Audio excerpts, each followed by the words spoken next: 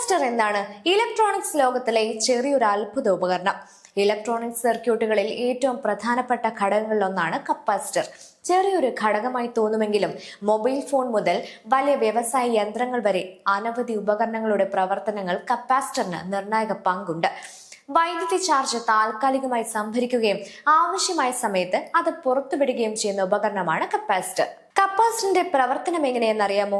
ഒരു കപ്പാസിറ്ററിനുള്ളിൽ രണ്ട് വൈദ്യുത ചാലക പ്ലേറ്റുകളും അതിനിടയിൽ ഒരു ഇൻസുലേറ്റിംഗ് വസ്തുവായ ഡൈ ഇലക്ട്രിക്കും ഉണ്ടായിരിക്കും.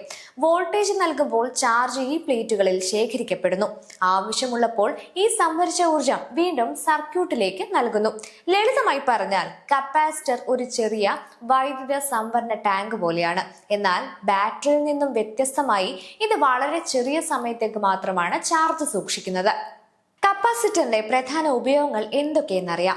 ആദ്യമായി നോക്കാം വോൾട്ടേജ് ഫിൽട്ടറിംഗ്. പവർ സപ്ലൈ സർക്യൂട്ടുകളിൽ AC വോൾട്ടേജിനെ DC ആക്കുമ്പോൾ ഉണ്ടാകുന്ന അനാവശ്യമായ റിപ്പിൾ കുറയ്ക്കാൻ കപ്പാസിറ്ററുകൾ ഉപയോഗിക്കുന്നു. ഇതിലൂടെ കൂടുതൽ സ്ഥിരതയുള്ള ശുദ്ധമായ DC വോൾട്ടേജ് ലഭിക്കുന്നു. അടുത്തത് ചാർജ് സംഭരണം. ചെറിയ അളവിലുള്ള വൈദ്യുതി ഊർജം സംഭരിച്ച് ആവശ്യമുള്ള സമയത്ത് പുറത്തുവിടാൻ കപ്പാസിറ്റർ സഹായിക്കുന്നു.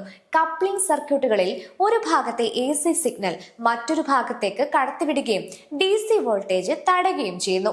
ഡീകപ്ലിംഗ് അല്ലെങ്കിൽ ബൈപാസിംഗ് ഉപയോഗത്തിൽ IC പോലുള്ള സെൻസിറ്റീവ് ഇലക്ട്രോണിക് ഘടകങ്ങൾക്ക് സ്ഥിരതയുള്ള വൈദ്യുതി നൽകാനും അനാവശ്യമായ നോയ്സ് കുറയ്ക്കാനും കപ്പാസിറ്ററുകൾ ഉപയോഗിക്കുന്നു. ടൈമിംഗ് സർക്യൂട്ടുകളിൽ റെസിസ്റ്റൻസിനൊപ്പം ചേർത്ത് സമയ നിയന്ത്രണത്തിന് കപ്പാസിറ്റർ ഉപയോഗിക്കുന്നു. ഉദാഹരണത്തിന് LED ഫാഷനിങ് സർക്യൂട്ടുകളും ടൈമർ സർക്യൂട്ടുകളും. ഓസിലേറ്റർ സർക്യൂട്ടുകളിൽ വ്യത്യസ്ത ഫ്രീക്വൻസിയിലുള്ള സിഗ്നലുകൾ നിർമ്മിക്കാനും കപ്പാസിറ്ററുകൾ സഹായിക്കുന്നു. മോട്ടോർ ഉപയോഗങ്ങളിൽ ചില AC മോട്ടോറുകളിൽ സ്റ്റാർട്ടിംഗ് ടോർക്ക് നൽകാനും മോട്ടോറിന്റെ പ്രവർത്തനം മെച്ചപ്പെടുത്താനും കപ്പാസിറ്ററുകൾ ഉപയോഗിക്കുന്നു. കപ്പാസിറ്ററുകളുടെ വിവിധ തരങ്ങൾ. ഇലക്ട്രോണിക് മേഖലയിൽ പലതരം കപ്പാസിറ്ററുകൾ ഉപയോഗിക്കുന്നു. ആദ്യകാലങ്ങളിൽ വ്യാപകമായി ഉപയോഗിച്ചിരുന്ന ഒന്നാണ് പേപ്പർ കപ്പാസിറ്റർ. ഇതിൽ പേപ്പർ ഒരു ഡൈ ഇലക്ട്രിക് വസ്തുവായി ഉപയോഗിക്കുന്നു. സാധാരണയായി ഈ പേപ്പർ എണ്ണ, വാക്സ് അല്ലെങ്കിൽ പെട്രോളിയം ജെല്ലി പോലുള്ള വസ്തുക്കളിൽ മുക്കി സംരക്ഷിക്കുന്നു. രണ്ട് മെറ്റൽ പ്ലേറ്റുകൾക്കിടയിൽ ഈ പേപ്പർ സ്ഥാപിച്ച് ചുരുട്ടിയാണ് പേപ്പർ കപ്പാസിറ്റർ നിർമ്മിക്കുന്നത്. ഇതിനായി സാധാരണയായി അലുമിനിയം തകിട്ടുകളാണ് ഉപയോഗിക്കുന്നത്.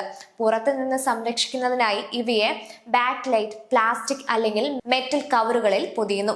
അലുമിനിയം തകിടുകൾക്ക് പകരം പേപ്പറിൽ തന്നെ അലുമിനിയം പൂശിയ കപ്പാസിറ്ററുകളുമുണ്ട്. ഇവയെ മെറ്റലൈസ്ഡ് പേപ്പർ കപ്പാസിറ്ററുകൾ എന്ന് വിളിക്കുന്നു. സാധാരണ പേപ്പർ കപ്പാസിറ്ററുകൾക്ക് ഏകദേശം 0.001 മുതൽ 1 മൈക്രോ ഫാരഡ് വരെ കപ്പാസിറ്റൻസ് റേഞ്ചും 100 വോൾട്ട് മുതൽ 1500 വോൾട്ട് വരെ വോൾട്ടേജ് റേഞ്ചിങ്ങും ലഭ്യമാണ്. മറ്റൊരു പ്രധാന വിഭാഗമാണ് ഇലക്ട്രോലൈറ്റിക് കപ്പാസിറ്ററുകൾ.